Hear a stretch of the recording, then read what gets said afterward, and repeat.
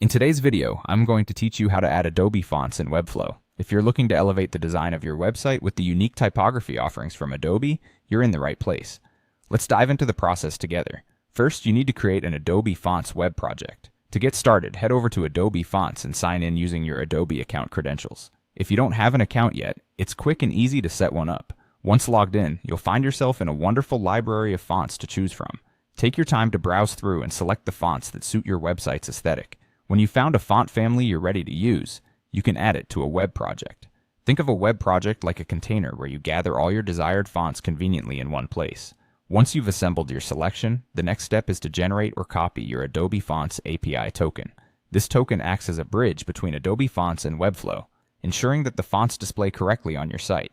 To locate the API token, look in the Web Projects category where your fonts are grouped. You should see an option to get your API token. Copy it carefully, as this is what you'll need to enter into Webflow. Now let's move over to Webflow to complete the integration. Open Webflow and go to your project's dashboard. There, find the Site Settings tab. This is where you control all the underlying settings for your site.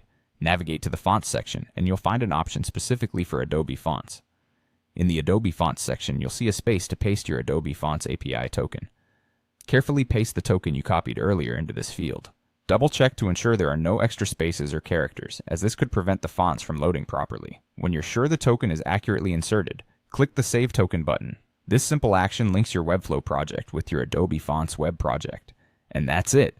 Your unique fonts should now be available for use on your Webflow site, allowing you to design with a fresh and personalized touch. To make sure everything is working smoothly, you can test the fonts by applying them in the design editor. When you preview or publish your site, you should see the new typography beautifully displayed.